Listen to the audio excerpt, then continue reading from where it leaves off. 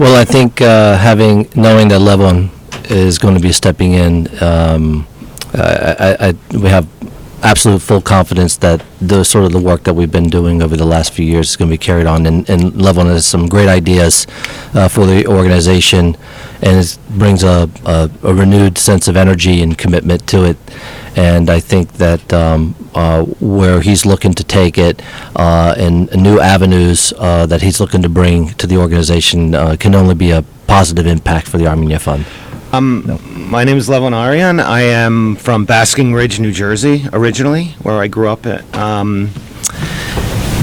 for many years, and I currently reside in Martinsville, New Jersey, which is right next to Basking Ridge, actually. We grew up attending St. Mary Armenian Church in Livingston, and from, the earliest years of my memories, being Armenian has always been the most integral thing in our lives outside of, the church and family. So today we run the parish council of St. Mary's, let me just say, because I belong to St. Mary's Armenian Church, and I know the responsibilities, the amount of time that goes into these positions. Levon, what people like also to know, what are some of the ideas? What would you like to bring into the game? I think it's, Hayastan right now is obviously at a very pivotal point as it is as a very young country right now at 25 years. Just turned 25 years this past September. So I think with all the changes that go on in a new democracy and a new country, you do have a lot of challenges, but there's also many advantages to it. There's many advantages that we'll be able to do things. We'll be able to build infrastructure. We'll be able to build our military, hopefully, help ARTSOC, the things that are close to my heart personally and to hearts of many Armenians in the diaspora. That's amazing. I mean, I obviously I wish you all the best. I know Horan did his share as much as he could, and the very last thing, it was very impressive, Horan. Maybe you can comment about the Tchaikovsky school. That was like I thought I was in Lincoln Center, honestly. Yeah, the Tchaikovsky School was sort of a jewel project for our East Coast affiliate. The last time that we did such a large-scale project would date back to the time when the North-South Highway was constructed in the Stepanakert Polyclinic. We hadn't taken a large-scale project on our own. We had done clinics in the past, but in partnership with other Armenian organizations and other affiliates. But this was a fully funded East Coast endeavor. And the Tchaikovsky School was very unique from the sense of it's located in the heart of Yerevan. It's literally a 5-minute walk from the Marriott Hotel. It is a public school. It is under the Ministry of Culture designation as a cultural institution, not necessarily so as an educational institution because of its historic significance to the Armenians. With over 600 students, it is the birthplace of Armenia's professional musicians. Graduates from there go directly to the Gomidas Conservatory, and so we were extremely proud and honored to have been a part of it. The president of Armenia's attendance at the opening signifies the importance of the project to the people of Armenia. So we were very, very honored to be a part of it.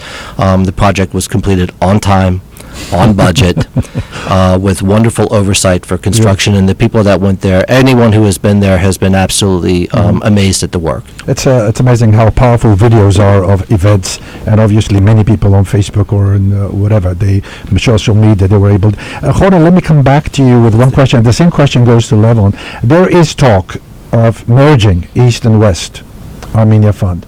What is your take? Maybe Levon can also answer because he will be in position to face that reality if it exists.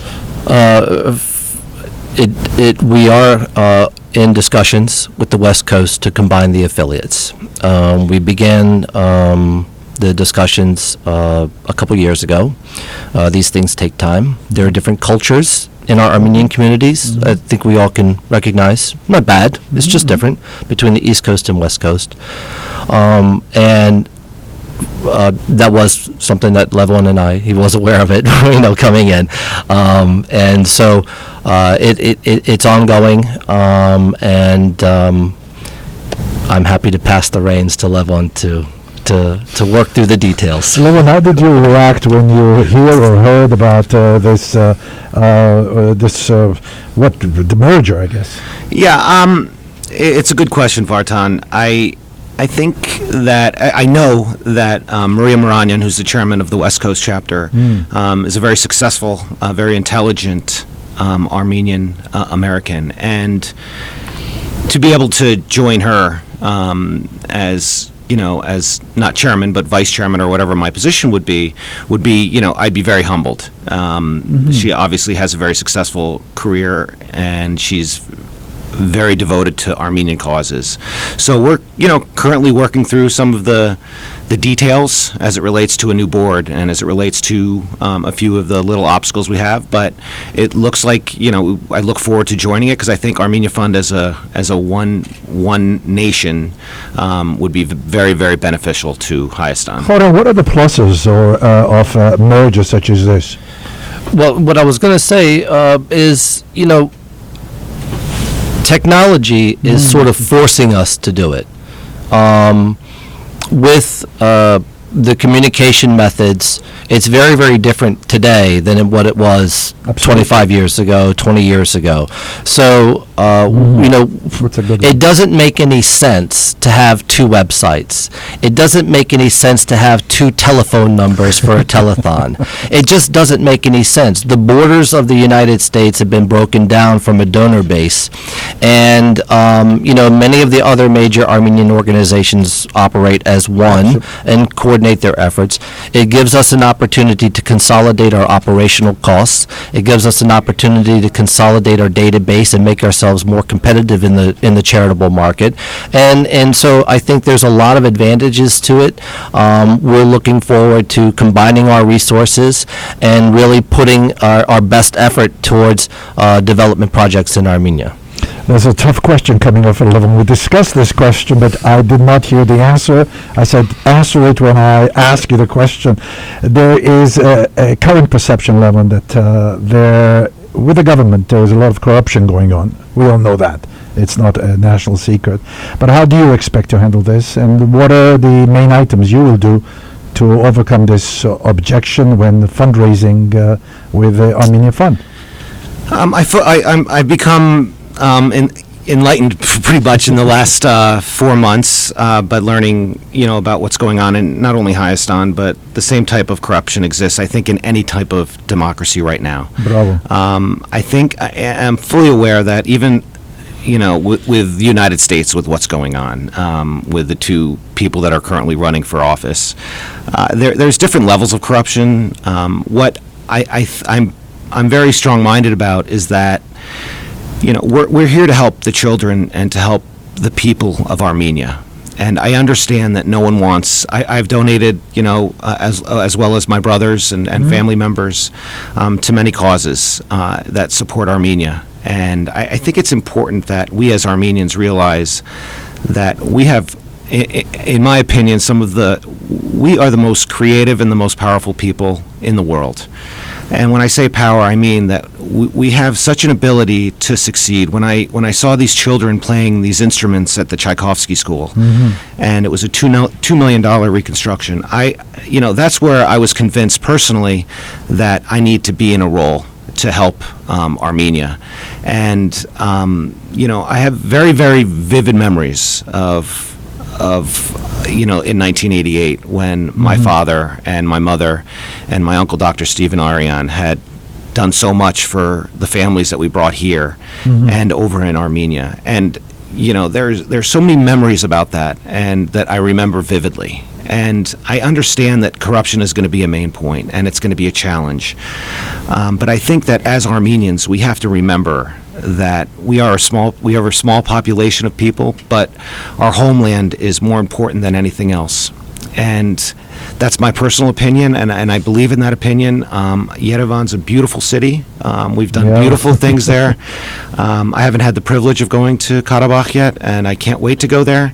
But I think that at all levels there is some kind of corruption around the world, and I look forward to having very good conversations with donors regarding that. Beautiful, beautiful. Goran, can you add anything to this beautiful answer? Yeah, one of the things I think that people should understand about Armenia Fund is when we undertake a project, we just don't sign on the line and go raise money.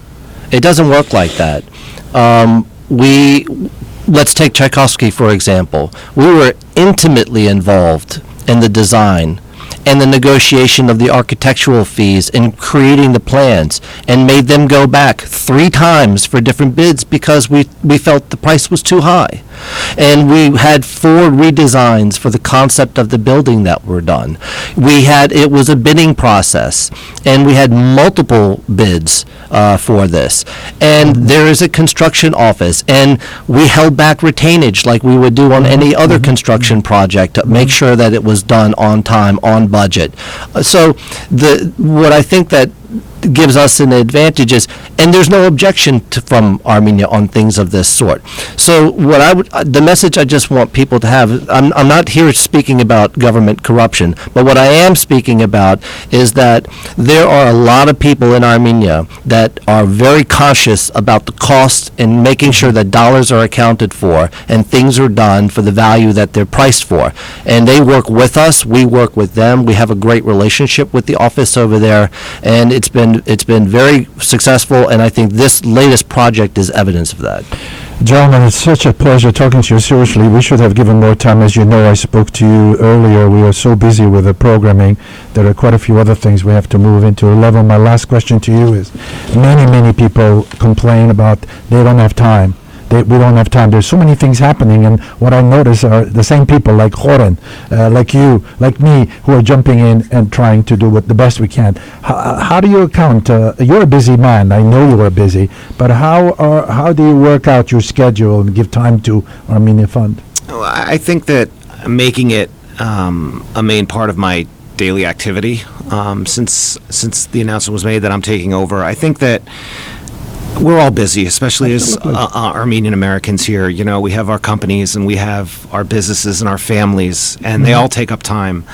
But my father Levon and my mother Joyce have always ingrained into us that to help out anybody, let alone the people that are in our homeland, is you have to find time for that. And I will find the time. I look forward to finding the time. I look forward to meeting many Armenians across the diaspora, and I look forward to helping our country develop and grow as a nation for many generations to come.